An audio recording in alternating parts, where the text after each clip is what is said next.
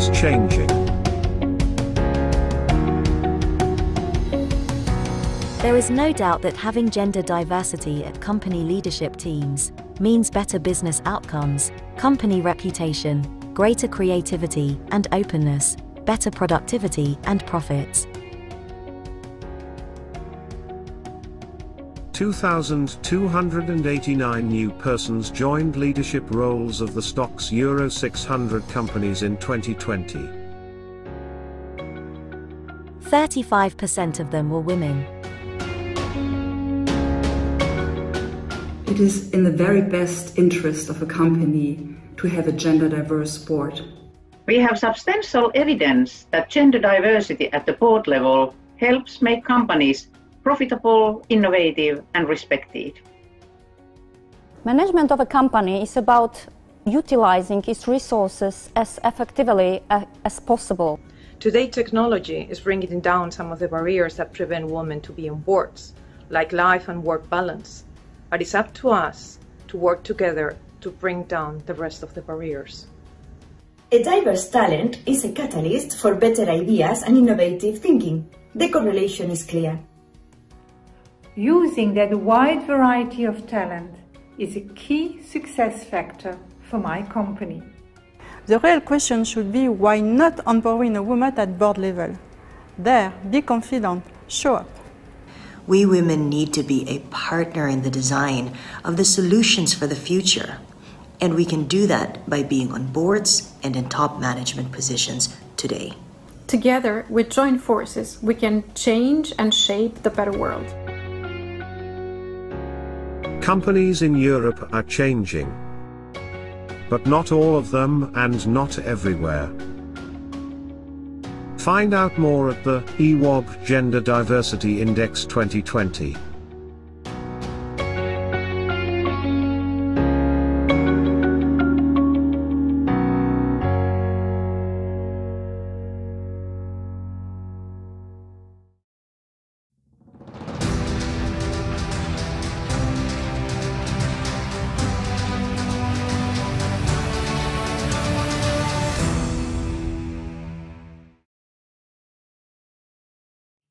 Good morning and welcome to our broadcast. We're delighted to be here this morning to speak with you. My name is John James. I'm the Business Development Manager for Deloitte Legal for Central and Eastern Europe. And I'm here with my colleague Diana. Good morning, everybody. Good morning, John. My name is Diana Rada-Roherova, and I am a managing partner of Deloitte Czech Republic and the moderator for today's event. I feel very proud to being here and being with you because this event today, it's about gender diversity, gender equality. We invited plenty of amazing speakers, which I am sure you will fall in love. And at the same time, we will be introducing to you the results of the Gender Diversity Index prepared by the European Women's on Board. Absolutely, and we're here not only to say, but also to help you and to have your involvement, your participation as well. We're going to, as mentioned, we're going to award the European winners and best practice leaders on the show, so that's something to look forward to. And you have received a link, so you're very welcome to ask questions as well, and we can then put them towards our specialists on the show. But John, before we introduce our amazing speakers, let's see the video which prepared for us Helena Dalli, European Commissioner, who couldn't be with us today, so we asked her to give us a video. Helena Dalli became the first Commissioner for Equality on December 1st, 2019. In her role, Dalli is responsible for strengthening European commitment to inclusion and equality in all its senses. Let's see the video, please.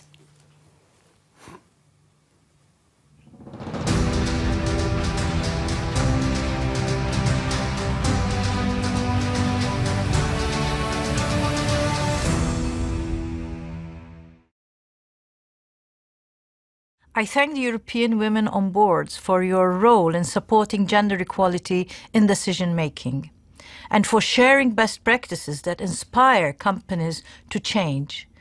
The Gender Diversity Index 2020 is a useful snapshot of gender diversity in leadership positions in Europe. Achieving gender balance in this area is a priority for the Commission. It is also one of the main goals of the gender equality strategy for the period 2020-2025. A lot more needs to be done in order to achieve gender balance on company boards. Despite encouraging signs in some member states, progress remains slow and uneven across the EU. Many member states do not have significant measures to address the matter, and the gap between countries continues to increase. In the last 10 years, the share of women on boards has risen by 27% to reach 36% in countries that have binding targets. By contrast, it rose to 28% in countries taking soft measures. And it increased hardly at all in countries taking no action, where the share of women on boards is under 16%. I welcome the legislative initiatives that some governments have launched recently. For instance, in the Netherlands there are new targets, and in Germany the scope of current rules are being extended. These are good examples for other member states still hesitating to act. Unblocking the proposal for a directive on gender balance on boards is a priority for my mandate. The proposal does not impose a strict quota. Rather, it sets out a target to reach, and merit and qualification remain the first criteria to consider. I suppose that with the support of the Portuguese presidency and the following two presidencies, all which strongly favour the proposal, we will make progress. Adopting the directive would help us to deliver on one of the actions of the Gender Equality Strategy 2020-2025. Our societies must make the best use of all our resources, especially in the context of overcoming the downturn in our economies resulting from the current pandemic. I wish you a fruitful discussion and an inspiring exchange of best practices.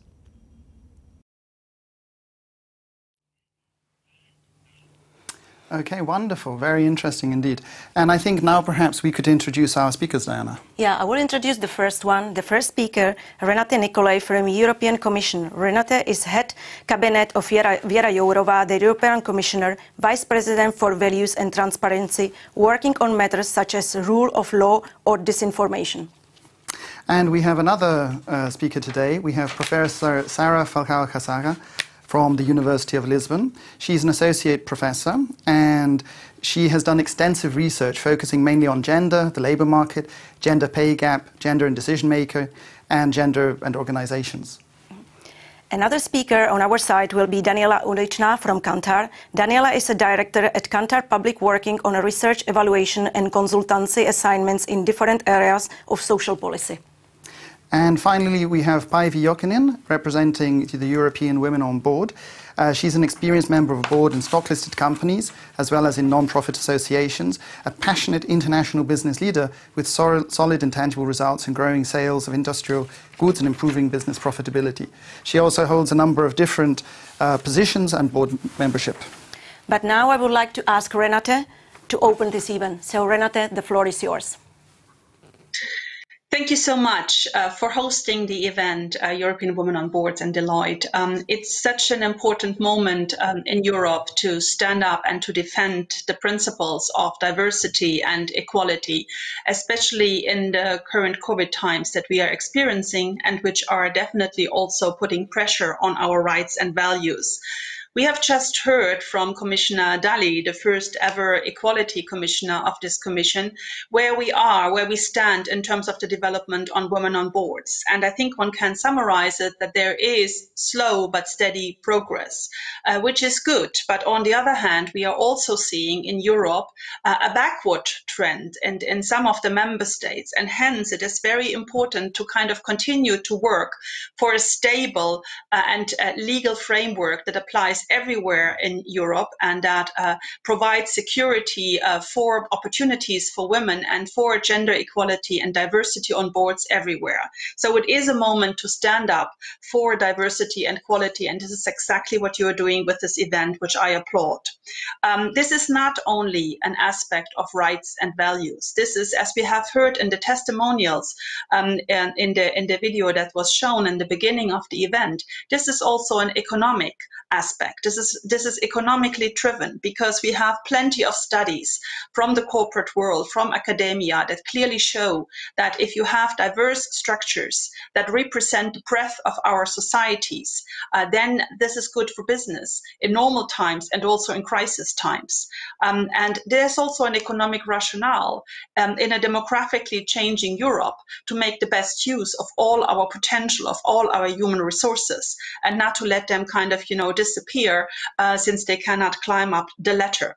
The Commission is kind of, I'm very proud to say, giving a very good example of diversity and gender equality. We had never had a Commission that is so strong on having a gender equal balance. And we also have a President of the Commission who has increased the objective to have not only 40% of senior management being female in the Commission, but moving up to 50%.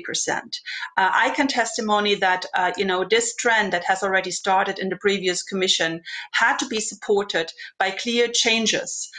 We had to kind of include the quota, but we also had to adapt our recruitment structures. We had to look at the panels so that they are not only male dominated panels. We had to develop mentorship structures to set incentives for women to actually apply for higher position. But this shows as a showcase also from a public administration perspective that change can happen. Let me now guide you through what I think what needs to be done, both from a legislative point of view and from a more political point of view. We need to kind of develop our legislative framework further, and I would like to address 4 concrete suggestions and areas of work that we are engaged in. The first is related to work-life balance. You might remember that in the previous Commission, when Vice President Jourova was Commissioner for Justice and Equality, we kind of, together with other colleagues, pursued this directive on work-life balance. We adopted it in 2019, and it's now in transposition with the member states. This is a very innovative approach from a legislative point of view to accompany work-life balance, to come up with modern ideas throughout the life cycle of people in the workforce. That includes parental leave, paternity leave, carers leave, things which were not common in all member states before. And I think especially in the COVID times, we are all in a crash course of making flexible working arrangements happen, dealing with home office and nevertheless maintaining a high level of efficiency in the structures that we work in. So when we go back to the new normal after the pandemic, hopefully when we have kind of dealing with it better, then we should also factor in these kind of, context of the work-life balance and already build that in our strategies. The second important legislative context is the Women on Boards Directive. As we have heard by Madame Dalli, this remains a political objective of this Commission to have this, put into law in all member states. We are having indeed promising presidencies ahead of us, and we are all looking at the elections in Germany to see whether after elections in autumn, also there will be a change because of course they are an important member states where we hope that in the future we can also get their support for this European legislative initiative that would kind of bring legal certainty for all women wherever they are in Europe to have their fair chances. The third legislative initiative we're working on relates to the gender pay gap and transparency in that. We have in our treaty rules since '57 the principle of equal pay.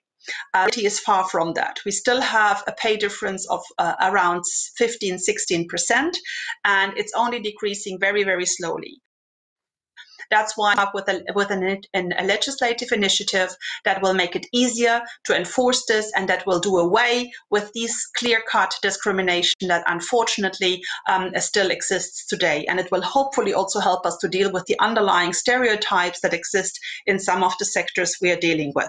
And the fourth legislative work stream that we are going to bring a concrete initiative to violence against women. This can happen also in the workforce, and that's why there is a real need to protect women, not only in domestic circumstances, but also in the workforce against attacks. And we need clearer rules everywhere in Europe to kind of make sure that violence against women is not overlooked, but is actually pursued by the law enforcement authorities. But it will not be enough to only legislate and to complete our legislative framework. We also have to go beyond that. And here again, I would like to kind of commend a couple of venues to pursue. On the one hand, I think we have to do everything we can to increase the employment rate of women everywhere in the EU. It's still deplorable in some of the member states. And it makes so much sense economically to kind of increase it again against our demographic challenge that we have, also against the fact that we have so many women coming out of higher education and then disappearing just because of the challenges they face in society. We will continue to pursue this in the context of the annual macroeconomic assessment of the European semester to really remind member states that it's part of their economic future, also a higher employment rate for women. The second venue to pursue is what we're doing today. It's really to work with business initiatives to show examples, to kind of engage in the diversity charter, something that we are applauding, for instance, in our diversity strategy that we have, not only with the gender equality strategy, but also with the diversity strategy supported, but also to engage with the leadership in companies, to showcase male senior leaders who kind of, defend the idea of diversity, or to give examples of female leaders, so that, others who are in the system see these kind of, best examples and pursue similar careers. And the third is to kind of support innovative initiatives. There are interesting things such as the No Woman, No Panel initiative or the Brussels Binder initiative. And I can say that, just recently I was, after 17 years in the Commission, for the first time on an all-female panel, which was interesting. I'm not supporting that we should only have all-female panels, but certainly there is an assertiveness that we need to kind of have more equal representation also on the political space. And the fourth point is that we need to continue to do proper data collection. And here I want to applaud the Gender Diversity Index, because also with our annual Gender Equality Index that EIGE works on, we every year have to make the case. We have to make the case for the need to actually continue to pursue this agenda, because it's not resolving itself by its own. So in sum, we have to pursue different venues. We have to keep this on the political radar. We have to complete our legislative framework, and we have to kind of support initiatives like yours today. So I wish you a very fruitful discussion, and I fully support your work. Thank you very much. Wonderful. Wonderful. Thank you very much. Thank you very much, Renata, for the update on the legislative changes and the various initiatives that are being made. While progress is happening, it does seem that there's a lot of work still remaining to be done. Next, we'd like to introduce to you Professor Sarah Falcao, who will speak about women on corporate boards in the European Union, the progress and the challenges. Please. Hello. Hello. Hello. Good morning. Good morning. Hello. Can you hear me okay? Yes, we can. Yeah, great. Good morning, everyone. First, I would like to thank the European Women on Boards for the kind invitation to be one of the speakers today, and would like to express my warmest greetings to the organizers, the other speakers, and to all the audience. My next slide, please. Last September, the World Economic Forum published this astonishing news update. So scientists thought that only male birds sang until women joined the research. So for over 150 years, so dating back at least Charles Darwin's writings, scientists generally believe that bird song was a male characteristic, a male attribute. So this fantastic discovery that in many bird species, both male and female birds actually sing was due to female researchers who over the last 20 years have joined this research field. So this illustrative, clear-cut example shows us how research approaches can be affected by the people who undertake the research work, by their biases, their cognitive assumptions, backed up by their subjective experiences. It also shows us how important it is to have women involved, to have women's voices, to have their views, their insights, their skills, and tacit knowledge contributing to more realistic, objective, and credible outputs. So it's worthwhile reminding of the most significant gender imbalances in key institutions of our current times, of our contemporary and presumably progressive societies. So my next slide, please. So data report to the subdomain power of the Gender Equality Index, published by the European Institute for Gender Equality. And what you can see in the darker blue bar is the representation of women in the political domain, where we can see that in regional assemblies, parliaments, and ministers across the EU, women are still largely underrepresented. The next one, please. The same applies to the social domain. For instance, the first one has to do with national Olympic sports. So the share of women in the highest decision-making bodies in these organizations, where they are less than 19% of members in these highest decision-making bodies, but also in organizations where traditionally women have outnumbered men in terms of the total workforce. And I'm now referring to publicly forecast organizations and research funding institutions. The next slide, please.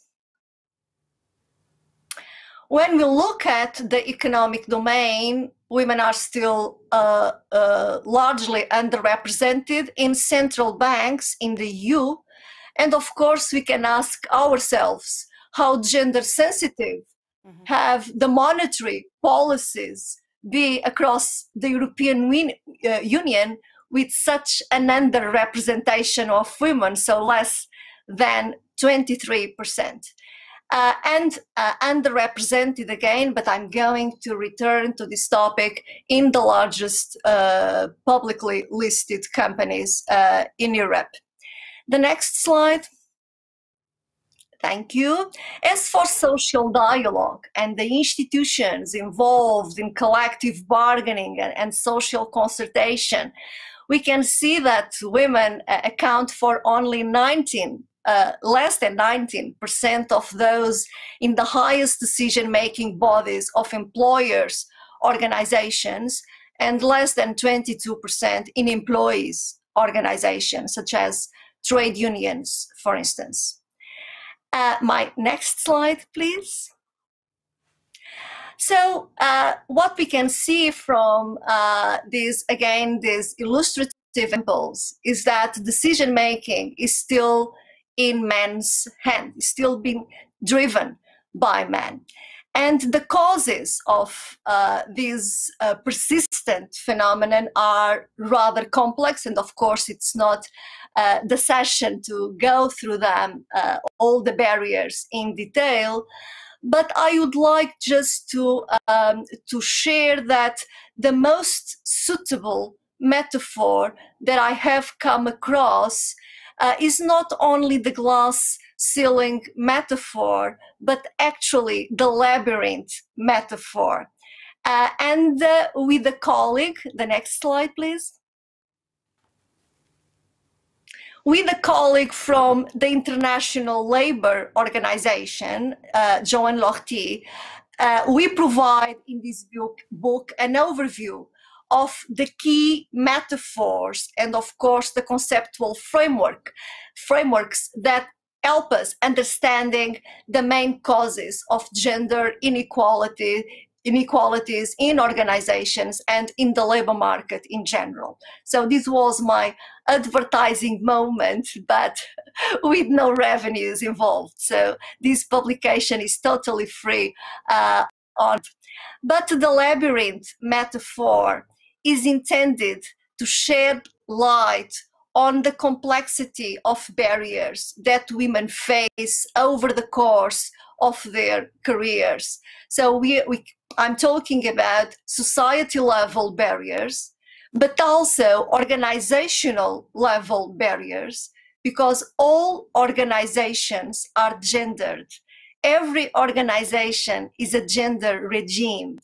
I'm also referring to family-related barriers, and we are all aware of the persistent unequal share of caring and domestic responsibilities. But I'm also thinking of individual-related barriers, as we all, men and women, we internalize restrictive gender norms that are embedded in our identities, in our options, in our preferences, in the efforts we devote to different walks of life. So let me now return to the largest listed public companies, please, the next slide. So here we have the representation of women, and the latest data delivered by the European Institute for Gender Equality again. And in the red bar, you have the European Union average. So the representation of women on boards is 30% in November 2020. And I have also included Iceland and Norway for the most obvious reasons. And what we can see is that in those countries where the representation of women on boards is above the European average, we can see that most of them have binding legal measures in place. So not all of them, which is also interesting to observe and to research, but in most of them, this is the case. We have gender quotas in place. Let me now invite you to look at the top 10 EU countries in terms of the EU representation. And maybe the next one, yes. What lies behind such a nice, apparently nice picture? What lies in those 10 countries? So Italy, France, Belgium, Germany, Ireland, Netherlands, United Kingdom, Sweden, Finland. What we have in all these countries is a huge gap between executive and non-executive positions. So this means that the increasing gender balance on boards has largely been achieved on the basis of women's appointment to non-executive positions. So, and now, of course, I'm going to be quite provocative, and I wish we could have a lively debate afterwards. We also can see that in 8 countries there are no women chairing the board, and what we also can see is that women account for only 7% of those filling the highest post in the boardroom. So being provocative now, can we say that actually business is being done as usual? since in no country, and we are talking about the top 10 countries in the EU, in no country has the percentage of women in the boardroom crossed over the minimum threshold required to achieve a critical mass and dissipate the so-called token effect. My next slide, please. Now, the challenges, in terms of the challenges ahead, how to move from an apparent greater gender balance to gender equality, where both men and women not only share the number of seats, but also the seats where power sits, having equal voice in strategic decision making. The next slide, please. Thank you. And how to move from a greater numerical balance, a balance that we can describe in numbers, to a situation in which gender equality in the whole organization, in the whole company, is taken as a priority. So measures are designed and implemented to dismantle all barriers to gender equality, to eliminate the gender pay gap, to suppress the glass ceiling for other women, to fix the broken rank for women in the lower ranks, to ensure that both men and women fulfill their rights and duties as mothers and fathers and full citizens. The next one, please.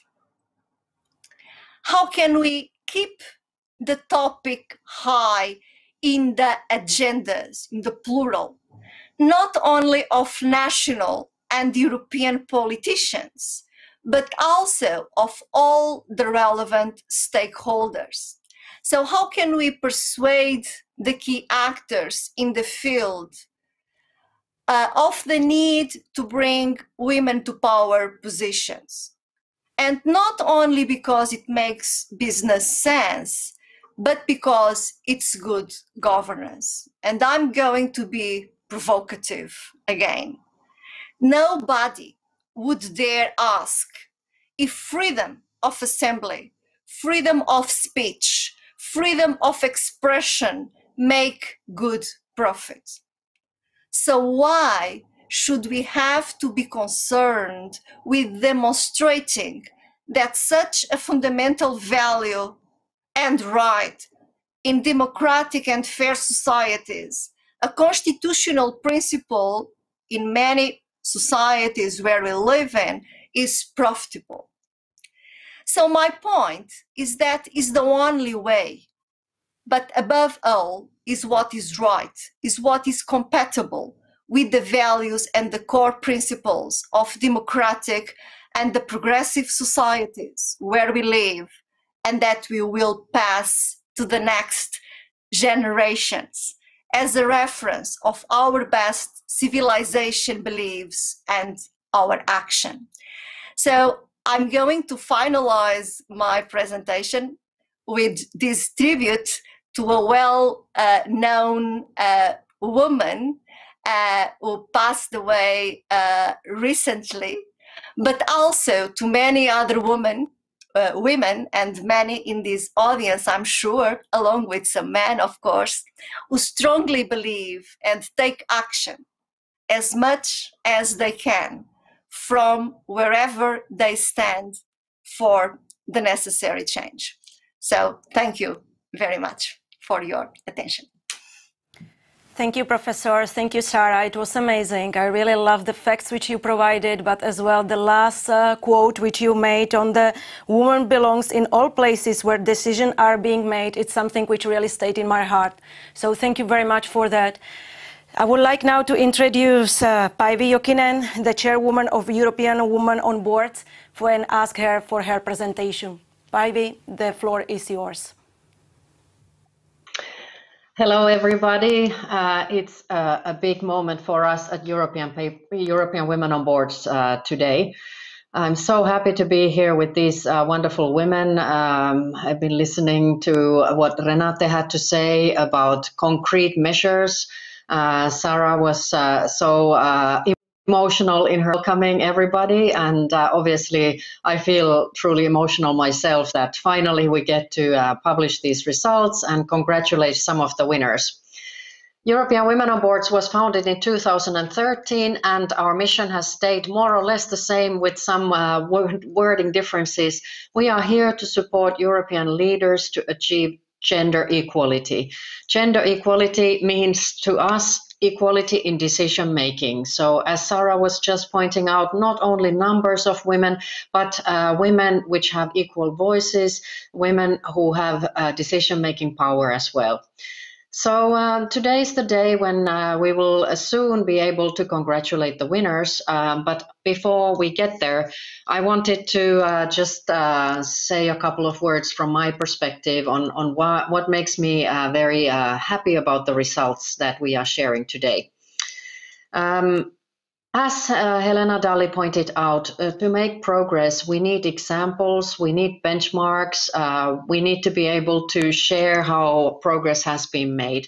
And this is what this study is all about. We want to bring the best practice leaders forward, and we want to talk to those top 20 companies and even more to understand what has happened and to share those practices with everybody. And it doesn't require us to do that. We hope that as the results will be distributed across Europe, companies themselves will be able to find the best practice leaders of their country and be able to establish dialogue with these companies. So that's why for us it's very important that we actually name companies, which is quite rare. So many studies are being made with general data per country, as you could see in Professor Sarah's presentation. But for us it's very important that we actually name companies and that we get to share their best practices. And this is what we have done in 2019. And in 2020, we now have a different set of business leaders, which on the other hand was a bit of a surprise to me. I did not expect to see so much difference between 2019 and 2020. But on the other hand, it gives us more companies to talk to. So that makes me happy. Also, we have seen that the number of companies with high participation of women has doubled. And although we start from small numbers, it's still doubling, which hopefully means that if today we are above 60% of 60 companies that have a high number of women in their leadership teams, maybe next year it's 120 out of 600. So then we start to really see progress. I seem to see that when the machine starts rolling, the progress gets faster. So focusing on the positives today, the other thing that I wanted to highlight here is that our study also includes some questions on diversity and inclusion agendas, and over 100 companies have responded. It seems that a majority of companies today have a diversity and inclusion agenda. They have set targets and there are policies in place. And this, of course, is very important for this progress to be made. So very proud to be here today with all these wonderful people who have helped us set up this event. And before we start announcing the winners, I would like to hand over to somebody who knows a bit more about the methodology. But maybe if Diana and John could introduce the next speaker. Thank you very much, Päivi. Yes, definitely. I think let's invite Daniela, and we can see the results of the index. Welcome, Daniela. Hello, everyone. Yeah, hello. Thank you very much. Thank you, Päivi, for this introduction, and also thank you for sharing some of the spirit of today's presentation. As you rightly pointed out, we have some good news to share, and we will be ending this event today by celebrating the winners. I think it's really important to bear in mind, as Renata Nicolai said in her introduction, that change can happen. And what we see today is that actually change can even happen over 1 year. And This is very positive and something that has really been a very enthusiastic moment for us when we saw the results of today's study, of this year's study. But I would also like to note, and we shouldn't forget the fact that indeed the global situation, and when we look at all the companies in the data set, there is still a lot of room for improvement. So on one hand, let's celebrate, but also I would like to encourage everyone in the audience, everyone who is looking at the report, to indeed look at what the best practices are doing and how can they learn from them. And also possibly take hold of the book that Sarah just presented, because indeed this is a matter of very complex barriers and that needs considered and conscious effort at all levels. Thank you. So next slide. I will be presenting shortly the results of the Gender Diversity Index, which is a measurement of gender diversity at corporate leadership, and we cover multiple layers of governance, as you will see. Next slide. EWoB has decided to enter into this adventure of designing such an index for multiple reasons. Firstly, as we have heard several times by now, because of the importance of measurement in increasing awareness, but also in identifying where there are good examples to learn from. Secondly, and that's a bit the unique aspect of this index, is indeed we are looking at the company level data. It's not just country data, we are looking at how companies improve and what are the best companies. We also look at the quite broad definition of leadership that I will go into in a little bit more later, which allows us to look at a more granular analysis of the different types of positions where men and women are and what is the gender equality at those levels. And finally, I think an important element of this index is also that we engage with the companies that are listed in the study. We have asked them to validate and to review the data that we have on them. And I'd like to say that nearly 20% of the companies named took this opportunity. And this is not only a validation process for data, but it's also a process of engagement and raising awareness among the companies themselves of where they stand compared to their peers. Next slide. A little bit about what the index is composed of. As I said earlier, we look at a broad definition of government leadership. We looked at publicly available data on the following levels of corporate governance. We looked at the board, which is called the supervisory board or some other name depending on the company, which is the top layer. But we also looked at the executive layer, and there can sometimes be one or two executive layers depending on the structure of the company. There is management board, the C-suite, and we also took all the persons in these functions. Furthermore, we also looked into all the board committees that were publicly available, so the control committee, the audit committee, and the remuneration committee. And we took all this data, and we also took into consideration the absolute share of all women in these positions, meaning removing any double counting. So if a woman has 3 positions in 3 committees, she was only counted once. Next slide. And based on these 4 indicators, we have compiled an index. The index is therefore composed of and the absolute share of all women in all the levels, meaning there is no double counting if a single person has multiple function. And this is the indicator that has the most weight in the composition of the index.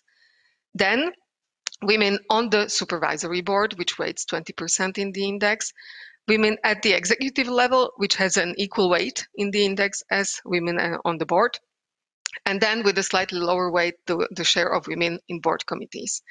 We have also recalibrated the numbers that we receive by applying this weight to the scale of 1 from 0 to 2, where 1 is an ideal value, because it just is easier to read than if the scale was from 0 to 1 and 0.5 was the ideal value. So remember, when you will be listening to me next, that indeed the ideal value of the index is 1. Thank you. And this is the global average result for the companies that we have in the data set today. We see that the average GDI for all the 668 companies that we covered is 0.56. That actually, what does that mean? That means that most of the companies have actually around a quarter of women in corporate leadership. But it's also interesting to look at the distribution of these companies.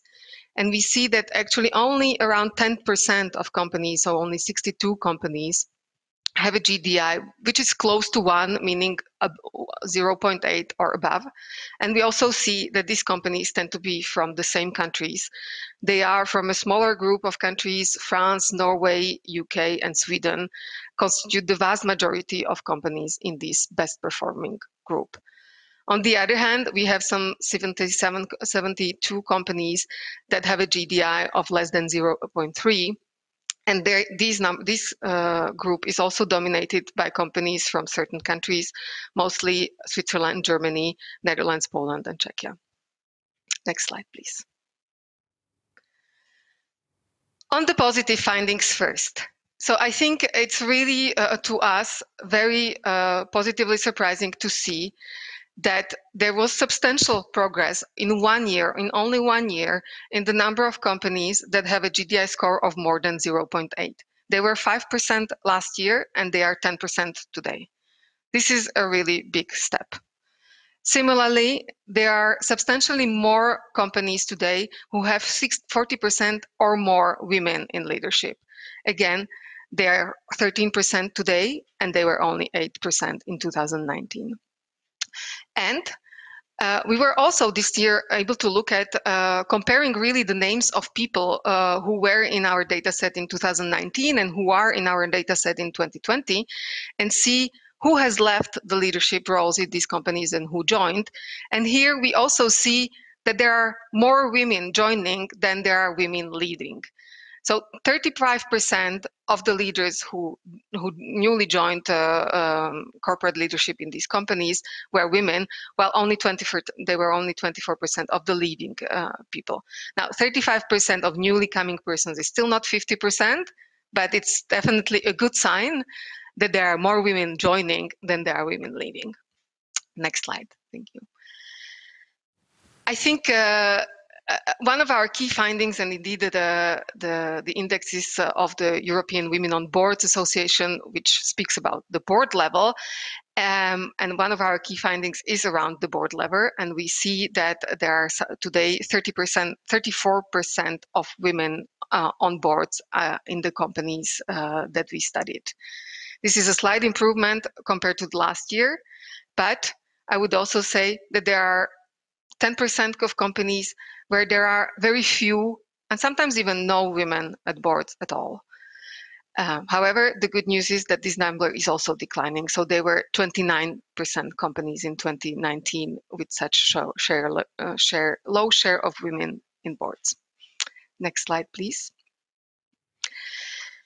I think this is also something that Professor Sarah has already mentioned. There is a big difference between the executive and the non-executive functions. And we see the same trend in our study. While we have 34% of women on boards, when we count all the women in all the leadership, they are only 28%. And this goes down to 17% when we only look at the executive roles.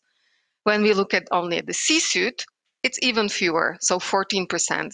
And finally, I think this is really something that is quite sobering. Only 9% of the chairs of boards in our data set were women. Next slide. The other aspect that I think is very important to bear in mind is that there are clearly major differences between the countries. There are countries which are much closer to gender equality than others, and as I already hinted earlier, some of the best performing countries consistently come from certain countries, and some of the least performing companies come also consistently from a certain group of countries. This isn't purely an issue of quotas, because as we see, there are countries where progress has been made without quotas, and there are also countries that have quotas, but where progress is less apparent. Next slide. Now, I think time is running, so I will not go in detail into this slide, but maybe two interesting findings here. Finland was the country that made the biggest step and the biggest progress on the GDI index between 2019 and 2020. And interestingly, Netherlands was the country where we saw most companies having an improvement compared to last year. So 78% of Dutch companies made an improvement. Now, I would like to say something about the less positive findings. Clearly, while some companies progress, others stagnate. There are still nearly 2/3 of companies in the dataset where the share of women at executive level is 20% or less. This is a big majority. There are also nearly 1/3 of companies where the share of where the GDI decline. And that's also an important proportion. I have to say here that in most cases, the decline wasn't major. And finally, I also think that the fact that there are 7% of companies that have a GDI of below 0.3, which is really, really low, is also another fact that needs attention and improvement. And the last slide, I think, just to conclude, and I think as pointed out by previous speakers, we should bear in mind that change is possible. We see a substantial number of companies making changes over 1 year. So if it's possible there, it should be possible elsewhere. We need to celebrate the winners, but we should also remember that clearly the situation is very uneven across companies and across countries. Thank you. Thank you, Daniela, very much for explaining to us how the index worked, but as well about the results. It was nice to hear. At the same time, I would like to give you a big thank you for the hard work which is done on your side, because I believe the level of engagement with the companies and the awareness which you are created through that, it's really the role modeling for that. So thank you very much for this hard work. Now we are on the stage where we need or should announce the winners. So I would like to give the space back to Päivi to announce it.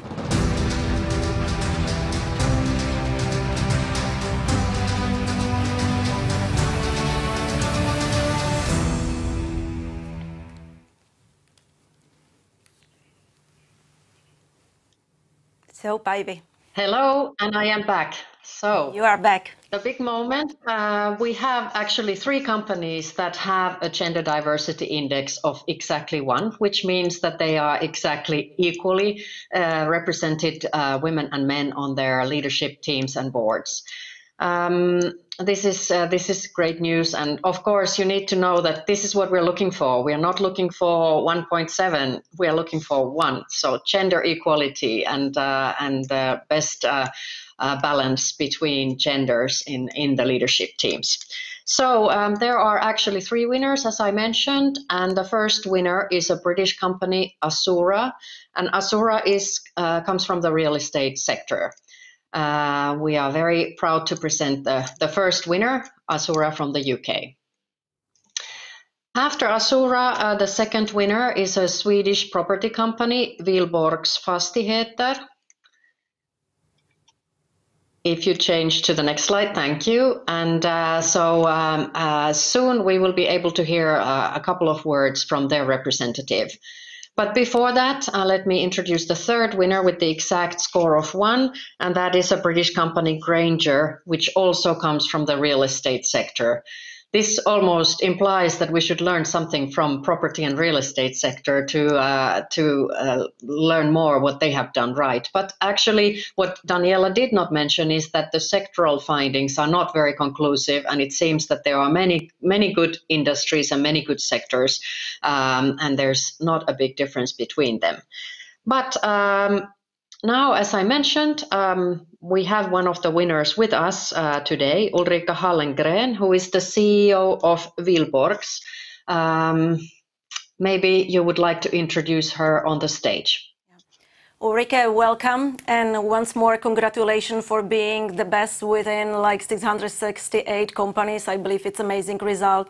So welcome on the board now. Hi, Ulrika. Yeah, it's really quite an incredible achievement. Practically speaking, could I ask a question? How did you manage to achieve this result? Thank you for having me here, and thank you for the prize, of course. I'm very proud that we are mentioned in these platforms, and it is a very important question for us, because we think it's the only way that we can be sustainable over time, that we take diversity questions really serious and work for, so that we really are represented in our leader groups and in our boards with different kind of people from different kind of backgrounds and so on. That's the only way that we can be aware of the changes that are coming around us, and that we can make the right decisions for the future. So I think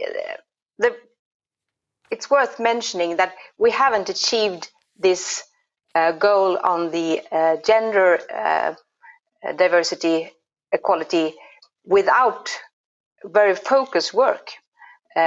We have set up our goals, and we have worked focused on them for a long time. We have to be aware of that and be prepared that we wish for changes. And it's only if we plan for that and focus on how that affects us that we can achieve these goals. Okay, great, wonderful. Thank you for that. Thank you very much, Ulrika. Perhaps now let's go back to Päivi and to introduce the 20 best practice leading companies.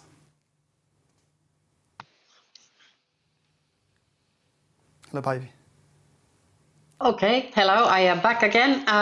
Do we have the slide for that? We do. Thank you very much.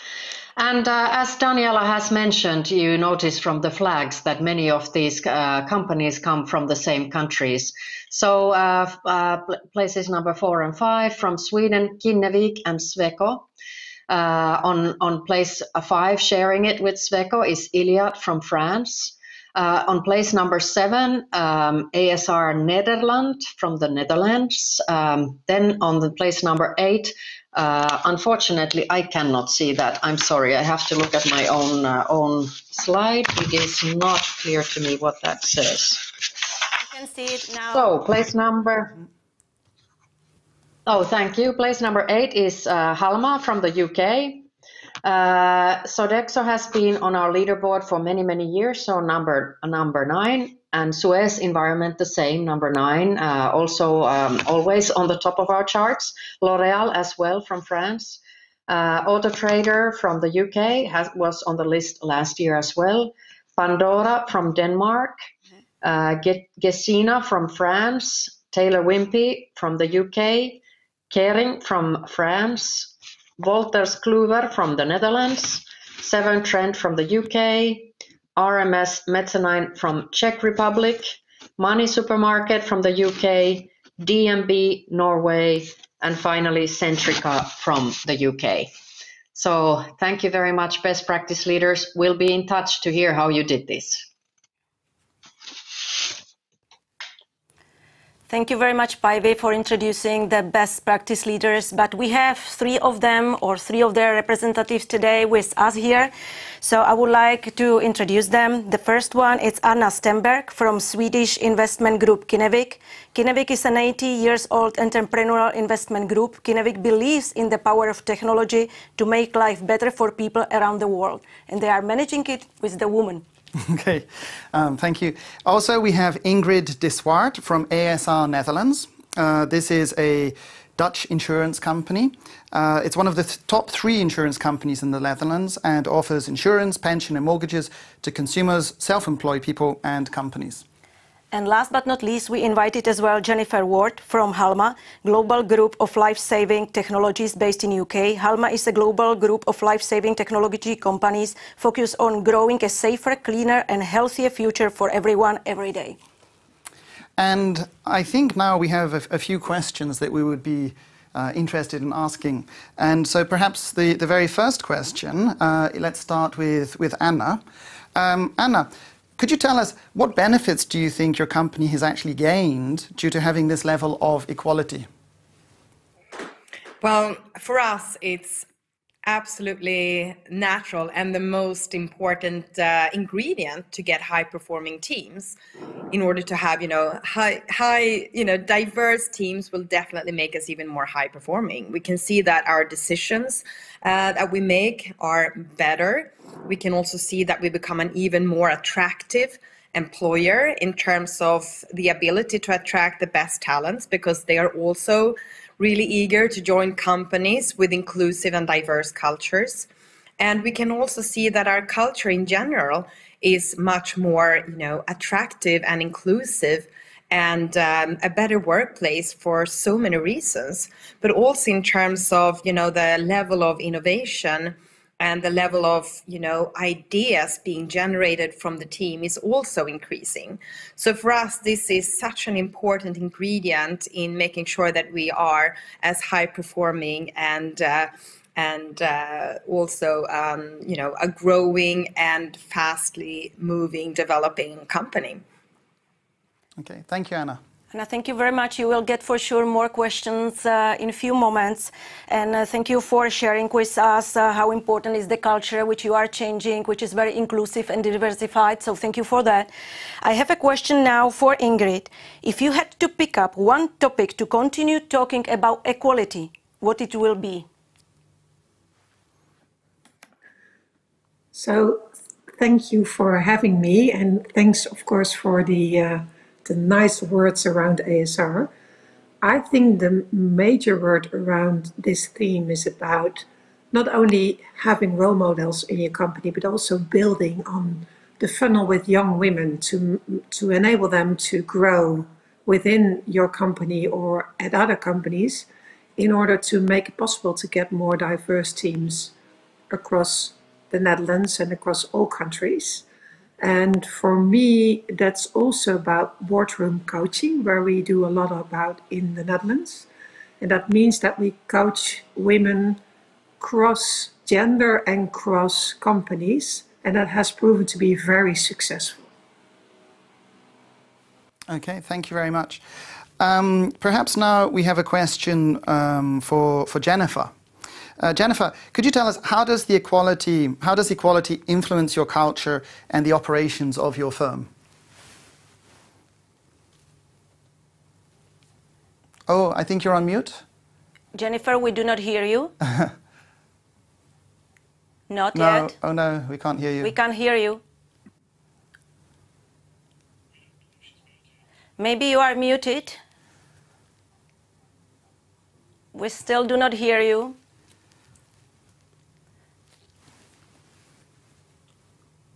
Not yet. What a pity. What a pity. Yeah, no. I think we'll have to skip. Maybe we will leave you for a while that you can try to fix it. And in the meantime, John, we can move to the... I think we'll continue and then we'll come back to you. Yes. Yes. Okay. So I think basically we would like to thank all of the best European companies that have joined us today. Definitely congratulations, and to continue this effort, to keep changing the corporate culture. And I think now perhaps we can open the panel for questions, yes? Yeah, we can. I will just try once more whether there is a change on the side of Jennifer, whether she can already speak. Jennifer, can you try? No. No. Oh dear. No. Okay. It's a pity. Let's wait. Let's try to fix it. So let's open the panel itself. So absolutely. So we have some questions here, and we have some questions on the screen. So would you like to? Maybe we can start. So are all the panelists ready for the questions? Perfect.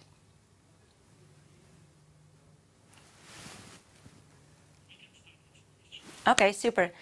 So thank you everybody for really sharing with us till now all the presentations, but as well your thoughts. I believe it's great to hear from you. But I have now a question to Ulrike. The first question is, what is the best advice you can give to other companies how to accelerate the change? Ulrike, please. I would say that if you are convinced that you already have and you are a raw model of how we want to perform in the best way today, and that is also will be the best way tomorrow, then of course, don't change. But if you see that there is change coming in new demands and new customers, and we have new questions to handle in the society as a whole, then I think you have to realize that you have to change to be aware and to be sustainable in that. Mm-hmm. But that is the first question. You have to realize that change is a way of being resistive and sustainable. So when you have realized that, then you can take the next step and start the action plan and on how you should act to make this change happen. And you can't change by voting in one or two that are a bit different from you. You have to really take responsibility to make this platform so that you can really listen to those persons that are so have a other background than you have or something like that. So you have to first decide that you need a change, and then make the plan on how, and make the platform big enough so that these persons you really make room for them. Mm-hmm. It's really important that you don't choose people that are too like the things you already have, because if you do that, then of course you will get any change either. Thank you very much, Ulrike, for your comments. Yes, thank you very much. And I think I would like to go off script a little bit here, because while we've seen that significant change was made from 2019 to 2020, this is one of our questions, and this is something which I was wondering about myself. In 2020, of course, we've had the COVID pandemic, and this has disrupted all of the economies and the companies. I think it's given everyone an experience of the flexibility of work, teleworking, and these different changes. But perhaps if I could ask, for Jennifer, how do you think the progress towards equality has been impacted by the COVID pandemic? What might we see when we see the next results? And as well, Jennifer, how did you manage in your company this situation? Absolutely. Yeah, great questions, and I think very relevant in today's society. Unfortunately, I think in many countries we did see women leaving the workforce because of the pandemic, and that was especially in the United States, I saw that, as well as in the UK, women being forced to leave the workforce in order to deal with the home pressures of homeschooling and other things.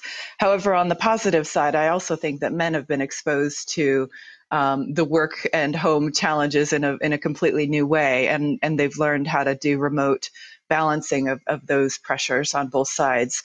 I'm a firm believer that we do have to balance gender roles both at home and at work, which is why Helma has introduced our own equal parental leave policy globally, offering the same amount of paid parental leave for both genders. It's a small step, but it's one that emphasizes the need for us to be balancing, not just at work, but also at home. Okay, thank you. Thank you very much, Jennifer. We have one question from the audience, and it's for Anna. But Anna, I believe you already covered partially during your presentation, but it seems that the audience is looking for more exploration on your side, which is related to why you believe that economically it provides the benefits to the company economically to have women leaders. You already mentioned about the performance, increase of performance, etc. But can you elaborate a bit more, because there is then interest on the audience? Yes, of course. I mean, for example, we are an investment firm, And we are constantly looking for the best entrepreneurs, for the most exciting companies to invest in. And if we have an investment team, for example, that is not diverse, it will of course be harder for us to identify and attract a diverse group of entrepreneurs and companies. So in order for us to really broaden our pipeline of companies to invest in, we need to have a diverse mindset and a diverse team in order to do so. And to us, that is key in order for us to grow, to really make sure that we can reach out to the most diverse and broad group of companies to potentially invest in. So that, I would say, is a very concrete reason. And I mean, today there are so many surveys and studies and researches that have really, confirmed how direct impact a more diverse management team or board actually has on everything from the development in terms of equity, but also in terms of profit and growth. So for us, it's a key strategic topic that is absolutely driven by our CEO and on the management team level. Because I also just want to mention that one issue, I think, is that many companies tend to do this into an HR or a people project with a start and an end, instead of fully integrating it to the company's strategic agenda and really integrating D&I into the processes of the company rather than making it into an isolated project. And I think that's where we have truly succeeded, and that's our focus going forward as well.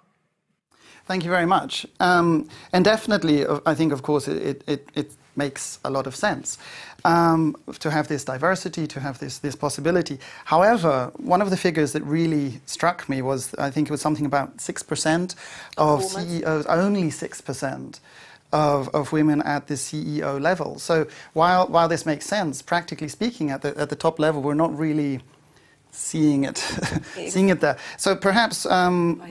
For Päivi? Yeah, Päivi, if we could ask, what do you think needs to be done? Because 6% seems to be really very low. So how to accelerate the change? Yeah. I'm very happy that we have one of those people with us. So it's true that it's a very low number. And I'm explaining to everybody that I have a 10-year-old son with whom we discussed this. And he said, how can that be that over 600 of the CEOs are men and only 42 are women? So clearly what we have to do in order for women to get to the CEO positions is to make sure that we have enough women to start with, and that we give women the opportunities to lead P&L roles. Often women end up in functional roles in areas of communication, in HR, and what we need to make sure is that we encourage the women to take another step and to take another position, which might seem like a tough one at first, but gives a lot of satisfaction to have that role mastered. So what we do at European Women on Boards is we train women. Last year we trained over 60 women, and we hope that this training and encouragement gives women the chance to look at their career paths and really take control over how to get to higher positions and to become a CEO and to become a member of the board. It requires merits and competencies. So those competencies need to be developed, and that's how we can get forward. So we need to educate ourselves, obviously, and take the chances and take those roles that lead to higher management and the boards. Thank you very much, Päivi, for this answer. I really like it, and your energy, it's amazing. So thank you for that as well. I would like to have a question to Sarah, because Sarah talked about biases. And I would like to understand, Sarah, how do you see the role of the science and technology in reducing this unconscious gender bias? Thank you very much for your question. That's very interesting, because we all know that we have men and women and all the actors intervening in the organizations, in recruitment processes, involved in job evaluation, those who are inviting and appointing women. So gender bias are embedded and they are usually non-conscious bias. So, of course, multidisciplinary teams have been working on the topic and also developing training in order to make people more aware of their deeply ingrained gender bias and how to interpret decision-making processes, on when they have to try to find a man or a woman to a job position, try to not be affected by those biases and just make objective decisions. So there are training and training guides on how to do it, and those guides, they have been drawn up by, in many cases, multidisciplinary research teams, so involving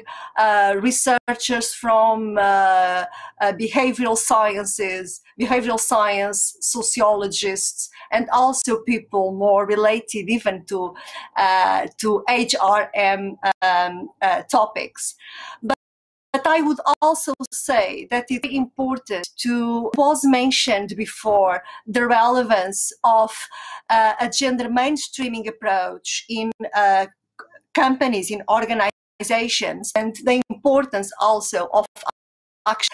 And that is particularly helpful in a way that, and that's the point in which self-regulatory measures are very important. I have been a strong supporter of binding legal measures, but my point is that they should be combined with incentives to voluntary measures and self-regulation.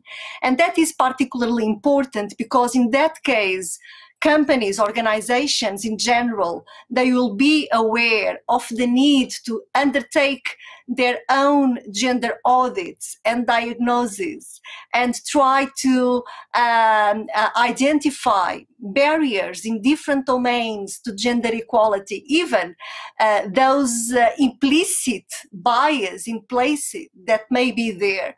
So this cultural shift is particularly important towards a gender equal organization. So to have this degree of awareness, a gender aware perspective integrated, first fully supported by the top manager, but then by all the different managers in the organization in order to undertake an organizational assessment, ideally a gender audit, and then come up with an action plan. And in that plan, as I was saying, addressing gender bias, how to overcome gender stereotypes, and how to support that gender equal interactions in the organization, that every interaction in the organization is supported by gender equal assumptions and not by implicit bias. That, for instance, is maybe one of the alternatives and the options, at least that I have been supporting. This not only focus on bias, it's of course particularly important, but a systemic, institutional, transformative approach in organizations. I don't know whether I have responded to the question. It's a very complex one, but I hope so. Sarah, I believe you answered perfectly, so thank you very much for that. But if I can maybe, based on your answer, but as well based on Päivi's answer, I would like to ask Daniela, because Daniela have passed through the research. She was in contact with 668 companies, etc. And we just discussed a few minutes ago about this 6%. And I would like to raise the question, but when interviewing the companies, etc., could it be that that many companies want to have women on the leadership positions, but they cannot find the talent? Is there need a change for the recruitment? Did you heard that during your interview? So is there such a limitation on their side? How you see it, please? Mm-hmm. Thank you. So firstly, a quick methodological clarification. We didn't actually interview all the 686K companies. Mm-hmm. We got the data from the publicly available information. As to whether there is shortage of talent, I think this is a big debate that we would be opening. I do think, however, that there is a reproduction of existing structures. Mm-hmm. And this goes in hand with what Professor Sarah has been just saying. We are in our unconscious biases make us prefer people who are like us, and this is the cycle that we have to break. And while I was listening to Päivi and to Sarah, I was also thinking to break this, we also need the men to join this movement. And this is one of the things that I think we also need to say out loud. Of course, I think it's quite natural for women who are in these positions to sponsor other women and to invest in them. But this change will not happen if we don't also have men who join the movement. And so, sorry, it doesn't answer exactly your question, but I think this is one of the big things that we need to achieve for progress to be faster. I think that makes a lot of sense. And I'm sure perhaps there's definitely an issue for men. Many might not consider themselves to be sexist. So very few people would admit that they're actually sexist. But it's just maybe not being engaged, not really viewing this as an issue that they need to take care of. So maybe it's important not to be unsexist but anti-sexist, to really to be engaged and proactive in joining to make this more equal. Mm-hmm.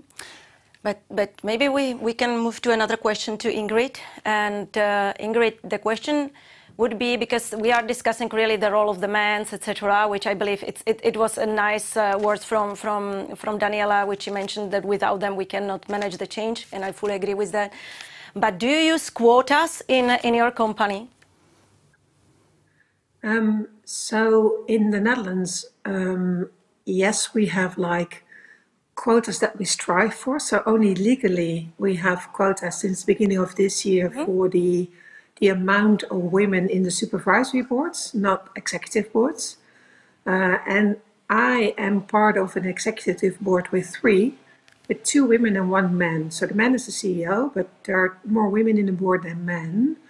And I think that's a consequence of a supervisory board, which has 1/3 of women in it, by the way, really wanted to have a diverse team in the executive board and was looking for the best candidates. So they ordered the recruiters to make lists where there was always men and women present. And then they chose the best person for the job. So I would say that it's really a consequence of very,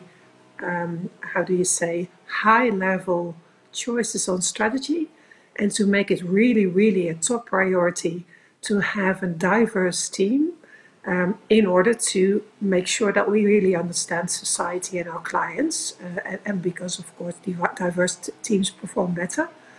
And on the other hand, there is a strong belief also within the executive board that once you have the role models on top and you make sure that you really invest, bringing up the younger women and make them sort of ready for, career steps and really follow them and coach them, that you have, so to say, the 2 buns around the burger. So you do it from top and from bottom. And that's the only way to really also do the more difficult things around culture, all kinds of different symptoms and systems within society and company. And we strongly believe that that should be part of our strategy. So that's the reason why we do it like we do. I will just react on that, Ingrid, because I really love what you said in regards that the tone comes from the top. This is the reality, and the culture is the strategy for breakfast. So I believe as long as we create great culture, it's really the most amazing thing which we can do. So thank you for an answer. Thank you very much. And what's really nice, going back to the question around COVID that you asked before, is that we see that within COVID, we all become, we have the same problems everywhere. So I have to deal with homeschooling and doing my job. And we really find that this is also helpful to have the debate around the kitchen table, around roles, who does what, but also to make us as role models coming closer to the younger women as well, because I also have sometimes, a 14-year-old next to me because he has a big problem with his Wi-Fi and can't go to school. And when people see that within the company as well, it really helps to see that I have the same struggles and you can have the discussion around it. Thank you very much. Thank you. Perhaps Päivi, I'd like to ask you another question, if I may. Could you tell us, how could we convince men to support diversity in decision making? Thank you for the question. Here, the winner of this award was a Swedish company, and their CEO, Henrik, is actually on our website, on the European Women on Boards website, and I had the pleasure to speak with him and his HR director, who sent us some of the best practices. He was completely convinced that there is no other way to bring the results that he needs than having as diverse a team as possible and to have many women on board. So I think we need more of those voices. We need those examples. We need the guys who really believe in it and will be happy to share their learnings like Henrik was. So I think this is the way, and also, of course, we know that there are a lot of studies, and studies show this, but I guess we people are a little bit stubborn. I believe it when I see it. So try to convince guys to try it, and I'm pretty sure they will like the diverse team that they get. Okay, thank you very much. Thank you. Thank you very much. Maybe I will have one more question for Jennifer, because she couldn't speak at the very beginning, and I do apologize for those issues which you had. But we didn't touch too much, even Sarah was mentioning it, about the pay gaps. So can you please share with us how you manage in your company the pay gaps? How do you monitor it? How you make sure that everybody is really treated equally, to give the role model examples to others? Yes, I will do my best. Helma is a portfolio of about 45 small businesses headquartered all around the globe. Yep. So sometimes our ability to provide consistency in the way that we do things in every geography is limited. However, we do set targets, as referenced previously, and part of our success has been setting that stretching target of having every leadership team be balanced from a 40 to 60% range for gender diversity. And within that, we have taken steps towards tracking at all levels the gender pay gaps that we might have. Just that effort alone is complicated given our organizational structure. But particularly in the UK, where we're headquartered and listed, we have reporting requirements for our businesses that are based there, and we do track that. It starts from the top, as we've said in every part of this conversation, and our executive team and our PLC board are both very gender diverse, and the pay gaps there are non-existent. So that needs to cascade down to all levels of the organization. I think I love the hamburger analogy that was referenced previously. We see equality in our organization more at the top and at the bottom from both representation as well as pay gap issue.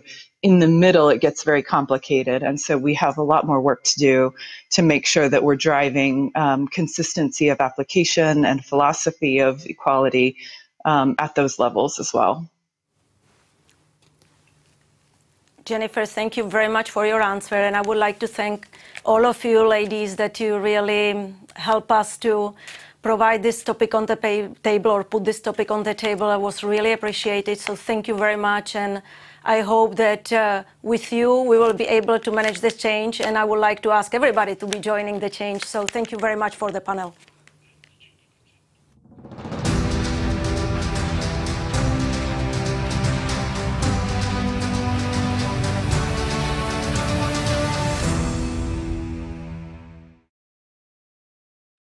I found that incredibly interesting. I think there's so many different things to take into consideration about how to actually reach equality. But it seems to be taking an awful lot of time. You know, I saw some study about some countries it might take decades before equality is going to be reached. So I wonder if I could then take this question and perhaps ask you yourself, Diana. What about here at Deloitte? What are we doing in order to have equality? You know, first of all, I would like to say I'm so proud that I was here and listening so many things, and this helped me to understand that I'm so proud of Deloitte, because not only that internally, you know it, we are internally doing plenty of things which have been mentioned here about mentorships, like for women to prepare them, but as well we are having women in all the panels to make sure that there is equality. We are really looking to the pay gap, so we are doing plenty of things inside. But what I personally love even more, and this is what I love on this conference as well, is that we are giving back to the society. We are doing clubs with women. We are trying to mentor ourselves, women. But as well, the men are in front of all this change, which I believe it's in line with it. So I'm very proud of Deloitte, and I really feel today very emotional, and I thank you to everybody, because I believe we are not alone on that, and that really there are plenty of companies doing a great job. So yeah, I feel very well. I would definitely agree. And just speaking from my perspective as an employee here at Deloitte, we do have a lot of different online trainings. I like how we have the different video scenarios. How do you actually react in such and such a situation, and what kind of actions would you take? So this is definitely part of our culture, and this diversity, I think the gender is just part of it. Exactly. And one of our colleagues was telling us that it's much bigger than just the gender diversity of the company, that when you have a firm like Deloitte, 300,000 people, or it's a huge, huge company, and you have this kind of cultural training, you have this changing of values, you have inclusion, then this will come out from the company into the families, into the society around. So it was quite inspirational to hear that we can spearhead and make this change in society as well. So we need to conclude. So I would like really to thank to everybody. It was an amazing time which we spent with you. I really once more thank you to the European Women on Board that you selected us, Deloitte, to be helping you with that. It's a big pleasure for us. So thank you to the panelists, thank you to the audience, and please join the change. I ask this is my last comment, join the change, because without the change we will not move forward. So thank you to everybody. Have a great day. Thank you very much. Thank you. Thank you, John. Thank you, Diana.